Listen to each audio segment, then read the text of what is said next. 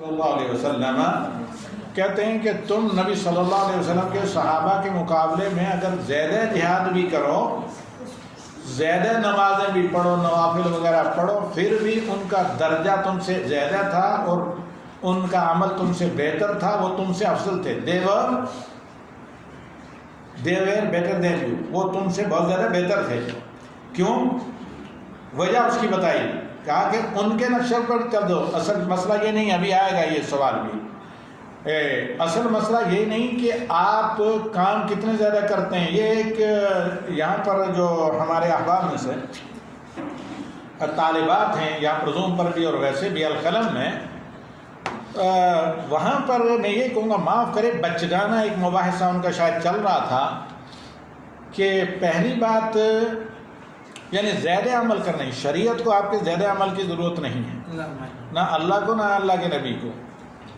اللہ کے قرآن نے کہا لِيَبْلُوَكُمْ أَيُّكُمْ أَحْسَنُ عَمَلًا. اللہ تمہیں آزمائے، زندگی و موت اس لیے پیدا کی کہ تم میں سے اچھا عمل کون کرتا ہے. اچھا عمل وہ ہے جو اللہ کے کلام کی روشنی میں، نبی صلی اللہ علیہ وسلم کے فرمان کی روشنی میں، جس میں اخلاص ہو، نبی صلی اللہ علیہ وسلم کی اتباع، جو اچھا، زیادہ عمل نہیں. اسی طرح اللہ کے نبی صلی اللہ علیہ وسلم فرماتے ہیں خیر الاعمال ما ادم وان قل. اچھا عمل وہ ہے جو کنٹینیو ہو، اگرچہ کمی کیوں نہ ہو. سن رہے ہیں شمشاد صاحب؟ اپنے آپ کے بھائی سن رہے ہیں، ورنہ فرانچ میں چل رہا میں کرے ہم کو بتائیں.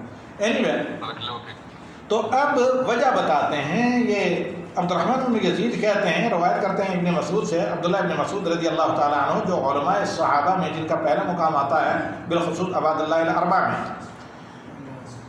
قالوا ولیما، ان تابعین نے کہا اے ابن مسعود، نبی صلی اللہ علیہ وسلم کے صحابہ جہاد بھی ہمارے مقابلے میں کم کرتے ہیں، نمازیں یعنی نفلی نمازیں بھی کم پڑھتے، ورنہ کوئی صحابی مسلمان ہونے کے بعد ایک نماز بھی نہیں چھوڑتا تھا کوئی مسلمان. تو وجہ کیا ہے؟ لما قالوا كانوا ازهد في الدنيا. کہا وہ دنیا کے لالچی نہیں تھے، دنیا ان کے پیچھے دوڑتی تھی، وہ دنیا میں زہد تھے، یعنی دنیا کے پیچھے اپنے دین کو نہیں بھولتے تھے. ہم دنیا کے پیچھے دین کو بھولتے ہیں. اور وَأَرْغَبْ فِي الْآخِرَةِ مِنْكُمْ، اور انہیں آخرت کا شوق زیادہ تھا. وہ تم سے زیادہ آخرت کے بارے میں راغب تھے اور تم سے کم دنیا سے دلچسپی رکھتے تھے. یعنی آخرت کو مختصر یہ کہ وہ آخرت کو دنیا پر ترجیح دیتے تھے. تم لوگ سب کچھ کرنے کے باوجود دنیا کو آخرت پر ترجیح دیتے ہو. It means شمشاد اختر صاحب they were preferring the day of judgment or hereafter upon dunya, and you are preferring the dunya upon the akhirah. سمجھ میں آئی بات کہ نہیں؟ جی ہاں، سمجھ میں آ گئی نا بات. اب آتے ہیں اس مسئلے کی طرف. ہاں جی، غور سے سنیں.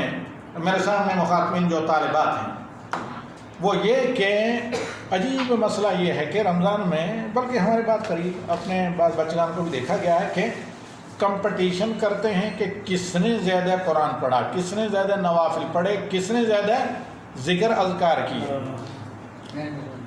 حالانکہ یہ حقیقتاً اگر دیکھا جائے تو یہ بدعت ہے. میں اپنی ایک مثال آپ کے سامنے دیتا ہوں، معذرت کے ساتھ معاف کریں جو لوگ سن رہے ہیں، اگر ہماری بات جو ہے تلخ ہو، رکھیں ذرا تلخ نوائی کو میری معاف. وہ یہ کہ آپ نفلی عبادات میں کوانٹٹی پر نہیں، کوالٹی پر توجہ دیں. جیسے نبی صلی اللہ علیہ وسلم نے فرمایا خیر اعمال ما ادم وان قل، بہتر عمل وہ ہے جو کنٹینیو ہو اگرچہ کم. اور دوسری چیز یہ کہ من قال لا الہ الا اللہ خالصا من قلبہ، صرف ایک دفعہ ہی آپ لا الہ الا اللہ خلوص قلب سے پڑھیں، 100 دفعہ وہ غفلت میں بلا اخلاص قلب، بلا تدبر کے پڑھنے سے بہتر ہے. اب سنیں، یہ جو بحث چل رہا تھا نا کہ ایک طالبہ ایک سہیلی دوسری کو کہتی ہے وہ تم تو عبادت میں بہت پیچھے ہو، تم نے 1000 دفعہ لا الہ الا اللہ نہیں پڑھا، نہیں تو تم سے آگے نکل گئی.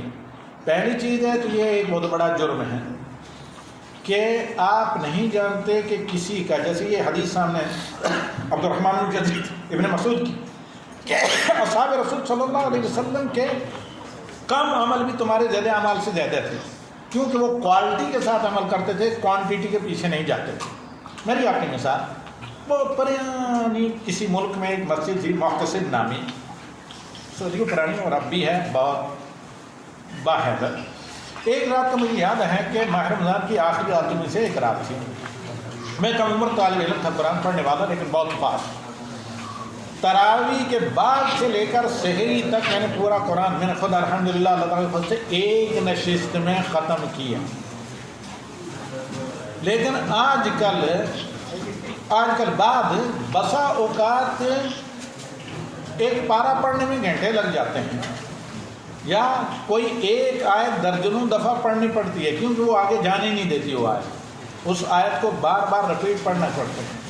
اور یقین کے ساتھ ہم یہ کہتے ہیں کہ وہ ایک رات میں پورا قرآن پڑھنے کے مقابلے میں وہ 10 آیتیں پڑھنا زیادہ بہتر ہیں جو تدبر سے پڑھی جائیں، کیونکہ قرآن سمجھ کر اور عمل کے لیے اور اس سے عبرت حاصل کرنے کے لیے نازل ہوا ہے۔ اسی طرح جو لوگ اخلاص سے کرتے ہیں، دوسروں کے لیے نفع بخش کام کرتے ہیں، اس کا اجر زیادہ ہوتا ہے۔ اللہ کے نبی صلی اللہ علیہ وسلم کا فرمان یہ وہ سنیں جن کو یہ آر دلائی گئی کہ بھئی آپ نے عبادت کم کی، فلاں کام میں اپنا وقت لگا دیا۔ اللہ کے نبی صلی اللہ علیہ وسلم کہتے ہیں لَأَنْ أَمْشِي فِي حَاجَةٍ أَخٍ لِّي مُسْلِمٍ خَيْرٌ لِّي مِنْ أَنْ أَعْتَكِفَ فِي هَٰذَا الْمَسْجِدِ شَهْرًا، ایک مہینہ مسجد نبی میں اعتکاف کرنے سے میرے لیے بہتر ہے۔ صحیح حدیث میں نبی صلی اللہ علیہ وسلم فرماتے ہیں کہ میں کسی مسلمان کے کام آ جاؤں، حالانکہ یہ مختصر ہے، 1 منٹ میں بھی آپ کسی مسلمان کا کام، اس کی ضرورت پوری کر سکتے ہیں۔ جب ساری دنیا کے مسلمانوں کے لیے نفع بخش علم آپ کی انگلیاں لکھ رہی ہوں یا اس کو پیش کر رہی ہوں تو کتنا اجر اس کا ہوگا۔ اسی طرح کہ اللہ کے نبی صلی اللہ علیہ وسلم کی سیرت میں آپ دیکھیں گے کہ کوالٹی کو اہمیت دی ہے۔ پھر اسی طرح اللہ کے نبی صلی اللہ علیہ وسلم کا یہ کہنا ابو ذر کو ایک کھجور دیتے ہیں، یا ابا ذر لَأَن تَغْدُوَ تَعَلَّمْ آیَةً مِّن کتاب اللہ خَیْرٌ لَکَ مِنْ أَن تُصَلِّیَ 100 رکعۃ۔ ابو ذر تم جا کر ایک اللہ کے قرآن کی آیت کا علم حاصل کرو یا کسی کو علم سکھاؤ۔ علم حاصل کرنے سے علم سکھانا زیر باعث اجر ہے۔ تو ابو ذر کو نبی صلی اللہ علیہ وسلم کہتے ہیں کہ 100 رکعت نفل پڑھنے سے بہتر ہے کہ تم ایک قرآن آیت کا علم حاصل کرو۔ اب جس نے علم حاصل کر لیا ہو دوسروں کو علم سکھا رہا ہو تو کتنا اجر ہے۔ دوسری بات نوٹ کریں آپ جنہوں نے مجھ سے سوال کیا کہ کوئی بھی ایسی نفلی چیز جو اللہ نے بندوں پر بھی فرض کی، اللہ کے نبی نے فرض کی، اس کو اپنے اوپر فرض کر لینا، لازم کر لینا یہ جائز نہیں۔ بلا اپنے آپ کو پابند بنائے بہتر کوالٹی کے ساتھ نوافل آپ ادا کریں۔ نفلی عوام میں فرائض کے بعد سب سے زیادہ نفلی کام علم حاصل کرنا، علم سکھانا ہے، اور اس کے بعد دیگر، لیکن اس کی کوانٹٹی متعین نہ کریں۔